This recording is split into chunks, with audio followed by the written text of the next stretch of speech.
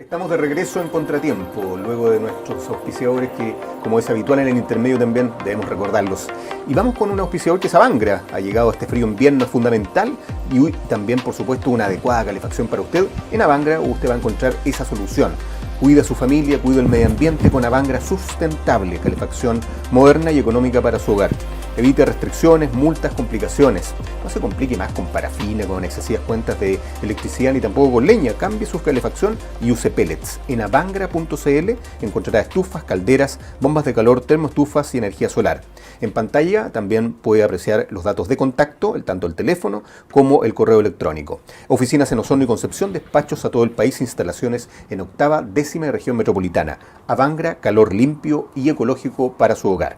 Nuestro segundo invitado, abogado desde el año 1994, magíster en Derecho Penal, profesor del Derecho Constitucional y también participando en la Universidad Santo Tomás en Valdivia, presidente del Colegio de Abogados de Osorno en diferentes periodos y actualmente desde el año 2020 hasta el 2024.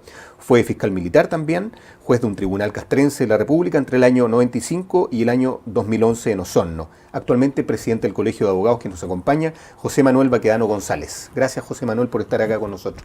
Siempre un agrado, Carlos. Muchas gracias a ustedes por la gentil invitación. Con mucho gusto. Como es habitual en este programa, siempre comenzamos preguntando al entrevistado sus orígenes, su familia, dónde estudió, para llegar en este caso particular a ser abogado. Bueno, mi familia es originariamente de Concepción, penquista, digamos, es por la parte del apellido Baquedano que emigró mi bisabuelo de Navarra, España, y hubo dos vertientes, una que se sentó en Santiago, otra en Concepción. Yo vengo de la penquista. De manera que mis estudios lo hice en Concepción, en el Colegio Inglés de Concepción, hasta trasladarme a Santiago a estudiar Derecho, en la Escuela de Derecho de la recién formada en aquellos años Universidad Gabriela Mistral, la primera de las universidades privadas en Chile. Tuvimos muy lindos años de experiencia. Se peleaban los profesores de la Católica y de la Chile por hacernos clases. Una muy buena formación, muy lindos recuerdos tengo de eso.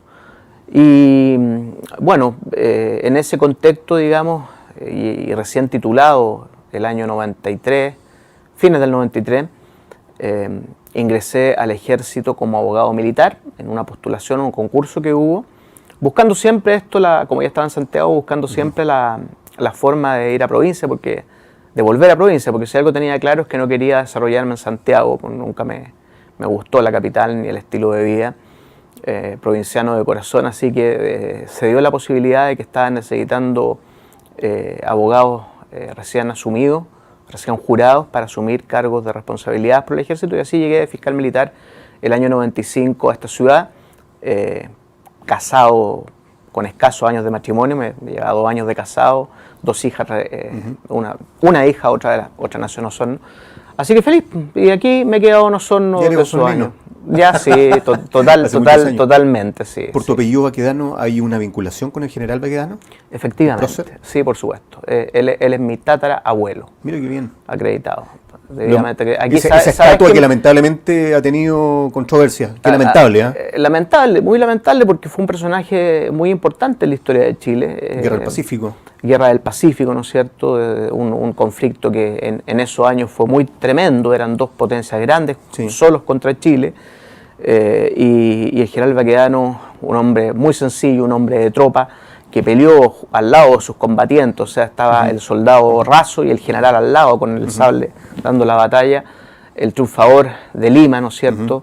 Un hombre que por sobre todas las cosas amó la vida militar, el cuartel, era un militar de cuartel, claro, no de oficina ni de escritorio, y sin cero ambición política. Él era un militar de tomo y lomo. De hecho, tras la revolución del 91, cuando el presidente Balmaceda pierde la guerra civil y abdica, le entrega el mando a Baquedano.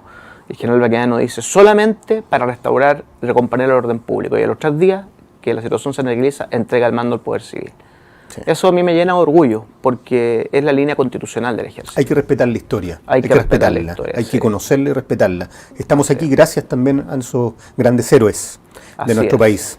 Y su tataranieto con nosotros. Y quiero comenzar esta entrevista con un conflicto, una polémica que hemos tenido hace un tiempo a la fecha, que nos puedas hablar desde la génesis, un contexto jurídico y también entender esta materia que en cierta medida le compete al conservador de bienes raíces de Osorno, Óscar Aníbal Enríquez. Inclusive una columna de opinión días atrás que yo leía, tú lo calificaste de contumaz. En definitiva, una palabra que significa una persona testaruda y que jurídicamente hablando se mantiene firme con su postura, que no cede. Así es. Cuéntanos un poquito sobre eso, José Manuel. Mira, esto es un tema muy complejo. La situación del conservador de bienes raíces de Osorno, en los términos en que se ha dado, desde los escasos días en que asumió el conservador en junio del año 2007, estamos hablando más de 14 años atrás, y le dio una impronta a la oficina que los abogados osorninos y el público en general no estábamos acostumbrados. Es decir, ya habíamos pasado con los últimos conservadores, con Gonzalo Martán, después la importante labor que hizo Ernesto Starque como conservador interino. En fin, el conservador era proactivo, respetaba las fechas, ha sido un estudio acucioso de los antecedentes, evidentemente eso hay que hacerlo. Y de repente, de la noche a la mañana, asume Óscar Aníbal Enríquez y esta situación cambia de manera desastrosa. ¿Cuáles son los requisitos para ser conservador? Bueno, los requisitos para entrar al escalafón secundario del Poder Judicial para ser auxiliar de Administración de Justicia como notario conservador son muy simples, son estar en posesión del título de abogado, tener los demás requisitos para entrar a la Administración Pública, cumplir con la ley electoral, ¿no es cierto?, estar habilitado como ciudadano con derecho a sufragio, no estar condenado a ninguna pena. O sea, no hay mayores. ¿El señor Enríquez, el conservador, cumplió con esos requisitos? El señor Enríquez fue muchos años notario aquí en Osorno. Fue muchos años notario aquí en Osorno. Habían en esos años la notaría Martán, estaba Enríquez, ¿no es cierto? Sí. Y bueno, en el fondo nada ha cambiado. Él cuando notario también tenía un estilo de trabajo sumamente complicado, razón por la cual, como no era un servicio monopólico, porque el consumidor, los abogados teníamos alternativas, ¿no es cierto? Generalmente eran muy pocos los que trabajaban en la notaría de Óscar Aníbal Enríquez, muchos actuaban con la otra notaría, después aparecieron dos más, en fin. Y ahí de notario saltó a conservador, el año 2007 quedó. Tú sabes que estos cargos son muy codiciados, estos cargos de conservador. Por eso lo pregunté. Son tremendamente apetecidos. Sí. Hay un lobby muy intenso que el candidato debe hacer, tremendamente intenso. Y el que llega, la verdad, las cosas sea dicha, digamos, llega porque tuvo buenos padrinos. Esa es la verdad de las cosas. Aquí no hay una cosa que tú puedas decir, hay un mérito académico, hay una trayectoria, ¿no es cierto? Sí. No. Esto es un tema de privilegio. Si hay las cosas, hay que decirlas por su nombre. Son cargos de privilegio. Y con el agravante que en el caso de la provincia de Osorno, además de ser un cargo de privilegio, es un cargo monopólico. Eso a ti te cierra toda posibilidad para el usuario, para el conservador, para usted señor, quien habla, cualquiera de nosotros, tú también. Si tú tienes que comprar una propiedad raíz o constituir una sociedad inscrita en el registro de comercio, estás obligado a ir nada más que al conservador Enríquez, porque no hay otro, y él te va a fijar los precios, digamos, teniendo como una cosa meramente referencial los aranceles del Ministerio de Justicia. Y bueno, y estaría bien, en el fondo, si uno pide precio-calidad, fíjate. Si los servicios son son claros, con el servicio, en definitiva. Que se cumpla con el servicio. Pero no resiste análisis que el señor Enríquez en el documento te diga que tu inscripción de dominio, por ejemplo, o tu inscripción del extracto de una sociedad en el registro de comercio va a estar el 15 de julio. Y en los hechos, ese 15 de julio pasa a ser 15 de septiembre, 15 de octubre. O sea que hay atrasos que han ocurrido, hay falencias, hay incompetencias. Hay atrasos sistemáticos. Atrasos sistemáticos. Asumido como un modo de él, bajo la excusa de que tiene que ser celoso en el estudio de los antecedentes para conservar la propiedad raíz, se toma tiempos que ningún otro conservador de Chile los toma. Y cumple la pega con la misma calidad y con la misma eficiencia. Y la gente ha hecho saber su reclamo con protestas fuera de las oficinas del conservador. Imagínate que esto lo estamos hablando en un nivel macro de la provincia. Piensa tú en aquellos agricultores que vienen de San Juan de la Costa, que madrugan para tomar el bus y llegar a Osorno, para sus inscripciones. Llegan al conservador y el conservador les dice, mire, no, solo vamos a dar 30 números. No alcanzan los 30 números, se tienen que devolver. Una vez que tienen el número de atención, hacer estas colas con el frío inclemente del invierno, como es el clima de nuestra provincia, ¿no es cierto? En verano con esos calores tremendos por el cambio climático. ¿Y esto para qué? Para no llegar al trámite, porque se acabaron los números, para no ser atendido o volver al día siguiente, y una vez que se logra la atención, rescatar la escritura, ¿no es cierto?, no en el plazo que dice el papel, que nunca se cumple, sino que en un tiempo muy posterior. Si no me equivoco, también hubo unas desvinculaciones de funcionarias. Sí, entiendo que sí, entiendo que las hubo. Bueno, ahí el conservador maneja maneja el buque. Pero que no gustó mucho también eso. Sí, ¿no? efectivamente eso creó una merma en el servicio. Y hay que tener muy en cuenta, además, que, ya que tú lo tocaste, esa protesta que hubo el viernes pasado, que fue organizada por las secretarias y secretarios de todo el gremio de los abogados y algunos corredores de propiedad. Sí, vi representantes del Colegio de Abogados también ahí presentes. Sí, hubo colegas, digamos, asociados. Tú eres presidente, pero la marcha. Sí, desde luego.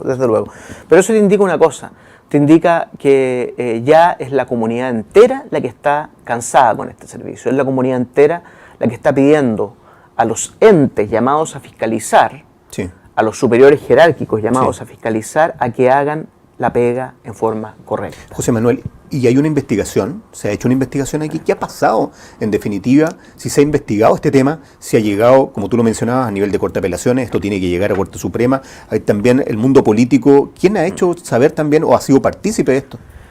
Mira, al principio partieron como llaneros solitarios en esta cruzada, en su segunda fase, porque tengo que aclararte que el 2000... ya esto va por fase. Sí, la primera fase fue el año 2007. Ya. El año 2007 presidía el Colegio de Abogados el colega Víctor Pérez Villa. Me parece que yo colaboré en su directorio, y había un directorio. Ese directorio le tocó asumir y dar la bienvenida al conservador, y al poco andar empezar a recibir reclamos de los mismos colegas, que son en definitiva los mismos reclamos de hoy día. Esto no ha variado. Esto ha sido una constante histórica. Mala calidad del servicio, retraso injustificado, ¿no es cierto?, plazo a discreción, exigencia arbitraria, exigencias caprichosas del conservador que no están en la ley. ¿A qué obligó todos los colegas? Obligó a, en virtud del artículo 18 del reglamento del conservador, ir al juzgado civil competente aquí en Osorno para pedirle al juez que ordenara al conservador inscribir. Y la mayoría de los reclamos en contra del conservador por artículo 18 han sido acogidos, y son los jueces los que lo han ordenado al conservador inscribir. En ese año, yo recuerdo, en 2007, Marta Henke, que era concejal de la Municipalidad de Osorno, Mauricio Señán, en fin, tomaron un papel relevante también para poner el asunto en el debate ciudadano. ¿Te fijas? Bueno, eso terminó con una carta a la opinión pública que el Colegio de Abogados de la época hizo llegar, muy dura en los términos que criticando la actuación del señor Enrique.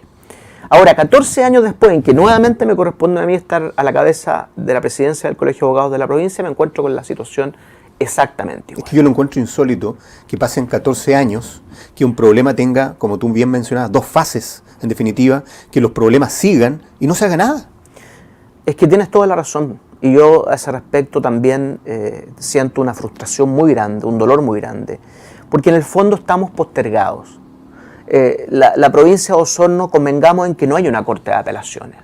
Es un anhelo muy grande del Colegio de Abogados, es un anhelo grandísimo del Colegio de Abogados, que en su minuto tuvimos el apoyo parlamentario de todos los diputados. Quien se jugó mucho por esto fue Sergio Ojeda, a quien le mando un cariñoso saludo si nos está escuchando, por tener una corte de apelaciones. Lamentablemente no fructificó. De manera que esta situación de postergación nos coloca como el jamón del sándwich. Yo te garantizo que esta misma situación, si se da en Santiago, en Valparaíso, en Concepción, en Iquique, en ciudades grandes del país, esto no resiste análisis. Se zanjan unos meses. No te quepa la menor duda. Aquí estamos en una situación de postergación, estamos en una situación de privilegio. Y si bien es cierto, Osorno objetivamente puede estar postergada en relación a Puerto Montt, en relación a Valdivia, que son nuestros vecinos, y esperamos que esto se recupere, ojalá que lo que venga ahora con la descentralización a la nueva Constitución vaya en un sentido favorable a nuestros intereses como provincia. Pero hay una cosa que la opinión pública no puede olvidar. Osorno, con todas estas postergaciones, la ciudadanía de Osorno, la presión popular de Osorno, fue capaz de hacer algo que en ninguna parte del mundo había pasado: remover a un obispo de la Iglesia Católica del ejercicio de su cargo. Así es. Recordemos el caso del obispo Barros. Y eso fue también motivo justamente de que, si bien hubo órganos que de manera oficial trataron de formalizar el tema, la ciudadanía también se hizo partícipe. Estamos haciendo una analogía, y que pasa lo mismo con el conservador de bienes raíces. Sí, Carlos, tú tienes toda la razón. Estamos haciendo una analogía. Alguien podrá decir, pero ¿cómo se le ocurre comparar el caso de Juan Barros, que fue un abusador de menores? Bueno, la imputación correcta era haber sido cómplice, en fin, con este tema del conservador. Sí, es verdad. Yo no voy por ese lado. Evidentemente no voy a poner la imputación del obispo Barros y la imputación del conservador Enrique en un mismo plano, porque una cosa es una infracción administrativa, Sí. disciplinaria, y otra cosa constituye delito penal. Pero sí hay un común denominador entre ambos. Ambos son privilegiados. Barros, los privilegios que la Iglesia Católica otorga bajo el amparo de obispo, con todo lo que significa la inamovilidad del cargo, depender únicamente del Papa. Es decir, estaba en un enclave privilegiado. Exacto. Y Óscar Aníbal Enrique en un enclave privilegiado, toda vez que está en un cargo público vitalicio, porque eso es otra cosa que el público no sabe. Óscar Aníbal Enrique no tiene, porque entró antes de esta reforma legal, Sí. no tiene la salida a los 75 años, como sí lo tienen los jueces y ministros de las Cortes del país. Óscar Aníbal Enrique puede permanecer en el cargo en forma vitalicia. Dime tú si no hay un privilegio ahí. O sea, ese es un privilegio Es absoluto. un privilegiazo, ¿no es cierto? Entonces podemos convenir en que el común denominador que hay entre el caso Barros y Óscar Aníbal Enrique es el privilegio. Uno por los fueros de la Iglesia Católica, que le dieron protección, y otro por los fueros del mismo sistema anacrónico, arcaico, viciado y con cierto atisbo de corruptela en el nombramiento. Y al día de hoy, a 7 de julio del año 2021, el tema del conservador de bienes raíces, ¿qué aristas, qué camino debería tomar como presidente del Colegio de Abogados de Osorno? Mira, ¿Cómo lo ves tú? Yo trato y quiero ser optimista. ¿Ya? Hoy día en la mañana fui informado de que el Pleno de la Ilustrísima Corte de Valdivia va a poner la audiencia pública de alegatos para el próximo miércoles 14 de julio. Ya. Es decir, Una 7 días más. Sí. A las 3 de la tarde, si no me equivoco, es la audiencia pública donde el Colegio de Abogados y los 7 colegas denunciantes, abogados todos de Osorno, iremos a hacer nuestras alegaciones. Esperemos que la Corte de Apelaciones de Valdivia tome una resolución conforme a derecho y a la abundante prueba que existe en el sumario disciplinario. Y esa resolución se traduzca en una sanción administrativa ejemplarificadora para el conservador de Osorno. ¿El objetivo, desde tu punto de vista, es sancionarlo o removerlo? Es decir, lo ideal sería removerlo. No sé si la Corte de Valdivia llegue a eso. ¿Es muy difícil? Es difícil, es difícil. Pero no imposible. Te pongo el caso, Claro. si un grupo ciudadano en Osorno, la comunidad Osorno, el pueblo Osorno, fue capaz de remover un obispo amparado ni siquiera por el derecho chileno, sino que por el derecho canónico de Roma, es decir, nada es imposible. Pero aquí faltaría también un apoyo político, posiblemente, de parlamentarios. Ese es un punto, Carlos, muy cierto el que dijiste. Y te agradezco mucho que hayas traído esa acotación al panel, porque es así. Quiero aprovechar esta tribuna para agradecer profundamente al senador Rabindranath Quinteros, a la diputada Emilia Nullado, quienes públicamente han manifestado su parecer respecto a esta situación de privilegio del conservador de bienes raíces, respecto a esta situación del mal servicio que presta, y han pedido que se adopten medidas drásticas, desde luego su desvinculación del servicio. Sin embargo, y con mucha tristeza, el resto de los parlamentarios no han hecho este problema propio. Aquí echamos de menos a un Javier Hernández, echamos de menos a senadores del sector, digamos, del Distrito 25, que se pronuncien, que se manifiesten en esto. Solo tenemos hasta ahora el apoyo explícito del senador Quintero y de la diputada Nullado. Muchas gracias, porque esto es un tema como tal y como tú lo dices, se me olvida también, tenemos un importante apoyo con la multigremial, Ya. de la cual el Colegio de Abogados también es socio. La multigremial que lo conforman todos los gremios importantes y las fuerzas vivas de la provincia. Esto va transformándose hace un tiempo ya en una bola de nieve. Una bola de nieve. Pero mira, es triste que hayamos llegado a estos extremos, porque con un poquito de empatía que hubiese tenido el conservador, de humildad, de empatía y de humildad que hubiese tenido el año 2007, otro gallo nos cantaría. José Manuel, esto se hubiese solucionado. ¿ha habido alguna conversación con él? Pero desde luego. Me refiero, él sí conoce sobre este tema, está consciente y asume que ocurre en este tipo de problemática. ¿Hay algún cargo, un mea culpa por parte de él? Ninguno. ¿Ninguno? Yo jamás en la vida he conocido un hombre más soberbio que Óscar Aníbal Enrique. Jamás en la vida. Y me ha tocado trabajar con mucha gente. Desde generales de Fuerzas Armadas, hasta jefes de servicio, con mucha gente. La vida me ha puesto a asumir responsabilidad a muy temprana edad. Pero la verdad, jamás se conoce. Y por eso en la columna del sábado pasado utilicé lo que tú decías al principio de la entrevista. Este concepto contumaz, el conservador contumaz. La verdad es que aquí la expresión contumaz se explica muy bien. Un hombre muy soberbio, muy seguro de sí mismo, cero capacidad autocrítica, cero capacidad de empatía. Incluso en la serie de entrevistas que tuvimos, este presidente que habla con él en negociaciones de buena fe que se llevaron a cabo en julio del año pasado, 2020, en plena pandemia, para hacer ver esta situación, sí, claro. La tranquilidad que él tenía es que la Corte lo blindaba, la Corte lo amparaba en sus palabras, porque él entendía que estaba obrando por un celo de la justicia. Sí. El obrar por celo de la justicia, para los que no saben, es una causal atenuante de responsabilidad criminal que se aplica a ciertas autoridades, ¿no es cierto?, cuando han vulnerado derechos, pero porque se haga justicia. Él piensa que está en esa situación así, de que por estudiar acuciosamente los títulos está privilegiando la seguridad jurídica. Pero te repito, no hay capacidad autocrítica. O sea, eso es lo triste del caso. Porque si él hubiese manifestado preocupación, empatía por el sufrimiento de las personas, por la dignidad de las personas, por la mala atención recibida, esto no hubiese sido necesario. Como bien tú decías, ese número 30 como máximo que llegaba a la atención diaria, con personas que vienen de sectores aledaños, sectores rurales, a ser atendidos, y el servicio no es el más óptimo, y esperando bajo la lluvia, frío, situaciones que en definitiva son más vejatorias.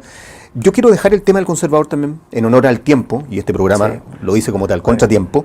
La ley 21.226, en tiempos de pandemia, con este régimen de excepción para procesos judiciales por el impacto desde el año 2020, desde abril a la fecha, ha tenido un colapso en el sistema también, un sistema congestionado. ¿Cómo han sido esos cambios? ¿En qué se ha encontrado también el sistema judicial? Y representando también como presidente del Colegio de Abogados de Osorno, a los abogados han tenido muchas dificultades también para las causas diversas. Sin lugar a dudas ha sido un gran y tremendo desafío. Solamente para cerrar el tema del conservador muy puntual, decir que la Corte de Apelaciones en Tribunal Pleno tiene que resolver esta situación. Esperamos que sea una resolución favorable, pero si no lo fuese, sin lugar a dudas vamos a llegar a la Corte Suprema con el tema. Perfecto. Cierro paréntesis. Lo que tú me dices, evidentemente la pandemia ha sido un enemigo común de todos, que ha traído puras miserias, desempleo, cesantía. Bueno, partamos por el bien jurídico más importante, el derecho a la vida, muertes, miles de muertes en el mundo. Un enemigo difícil de combatir porque la ciencia médica, los médicos tampoco han dado 100% con la solución para esto. Y la Administración de Justicia no ha escapado a esta realidad de situaciones excepcionales, de restricciones, de prohibiciones. Y bueno, como tú bien señalas, se ha instalado el tema de las audiencias por Zoom, de las audiencias virtuales, para de alguna manera ir descongestionando la carga de trabajo de los juzgados, de los diversos tribunales, en las diversas materias que conocen, y dar celeridad a los procesos. Esto yo te diría que ha funcionado bastante bien en materia penal, a nivel de tribunales de garantía, a nivel de tribunales orales en lo penal, en lo que dice relación con audiencias que no revisten mayor complejidad para los derechos del imputado, es decir, donde se afecta el debido proceso. Audiencias de mero trámite como formalizaciones, revisión de medidas cautelares, salidas alternativas, juicios abreviados han andado bastante bien.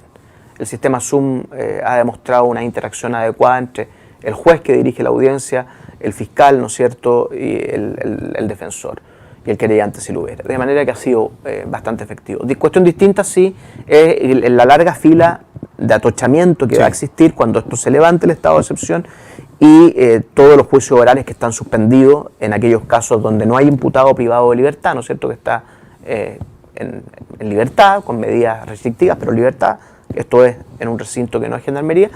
Bueno, ahí va a quedar un problema muy grande porque va a venir un atochamiento que el Poder Judicial está viendo cómo lo enfrenta. Lo mismo con las causas civiles. Los tribunales civiles han acusado un fuerte golpe a esto. Las causas, todos los juicios contenciosos se han suspendido en la etapa de prueba, los plazos están suspendidos, de manera que ahí sí que vamos a tener un problema mayúsculo, porque cuando se levante el estado de excepción y los plazos nuevamente empiezan a correr para rendir la prueba, bueno, ahí los jueces van a colapsar. ¿Hay también posibilidad de agilizar los procedimientos con atribuciones para los jueces? Sí, mira, entiendo yo que las comisiones de estudio de la Corte Suprema ha propiciado sacar abogados jueces externos, es decir, para poder hacer frente a esta contingencia de fallar, que asuman en calidad de jueces transitorios o ad hoc para la circunstancia, profesionales, abogados, abogadas, que no estén en el Poder Judicial, pero que por un tiempo se hagan cargo, están viendo la figura, cómo hacerlo, ¿no es cierto?, si es que la Cámara Judicial no puede dar abasto para hacer frente a esta contingencia y fallar y sacar los casos. Pero indudablemente nos ha afectado al gremio. Sí decir que el Poder Judicial ha estado a la altura del Chile del siglo XXI en cuanto a la tecnología para llevar a cabo en muy buena forma las audiencias orales en las diversas materias, derecho de familia, juzgado de familia, laboral, civil y penal, siendo el civil quizás lo más resentido. Por supuesto. Vamos llegando al final del programa. Contratiempo. Qué rápido se pasó. Se pasa, pero absolutamente Sí, rápido. no Quedan muchas cuenta. cosas por ver. Sin embargo, la última pregunta. Un mensaje final, más que nada, que tú quieras compartir con la comunidad respecto a la situación del conservador que conversamos en extenso el día de hoy y lo que resta también por este futuro, porque mucha gente posiblemente nos está observando, nos está viendo y dice, esto no tiene solución. Un mensaje final para esa gente que piensa que esto no tiene solución. Bueno, el mensaje es de optimismo, el mensaje es de tranquilidad. Sepan ustedes que todas las fuerzas vivas de Osorno, la multigremial, los gremios, los corredores de propiedades, los arquitectos, desde luego los abogados, la Cámara de la Construcción, estamos dando una pelea muy fuerte dentro de las reglas del juego, dentro de un debido proceso, con las armas que nos da el derecho, con las armas que nos da la ley, y tenemos optimismo en que la ciudad, la provincia, va a tener la justicia que requiere, con un conservador que esté a la altura de las necesidades del Chile del siglo XXI. Por lo tanto, el llamado es a estar presente en estos movimientos, en estas acciones. Lo dije al principio, si Osorno sacó a un obispo como Barros de la Iglesia Católica, ¿cómo no vamos a hacer posible de hacer justicia de la manera en que lo merecemos? Eso es, y agradecerte, mi estimado Carlos, profundamente por tu invitación y disponible para cuando tú lo estimes conveniente. No, yo te agradezco el tiempo, la disposición y también esta honesta y sincera conversación que tuvimos para abordar en el tiempo que tenemos, aquí en Contratiempo, a través de TVNet, diferentes temáticas. José Manuel Baquedano, presidente del Colegio de Abogados. Muchas gracias, José Manuel. Gracias a ti. Y ustedes, todos nuestros televidentes y seguidores, como siempre y cada semana, nos despedimos de Contratiempo hasta el próximo miércoles. Que se cuidan, sigan cuidándose, no bajen los brazos, la responsabilidad sigue siendo parte de nosotros y tenemos que salir de esto. Un abrazo virtual, muy fraterno para todos ustedes, muy cordial y que descansen. Que estén muy bien.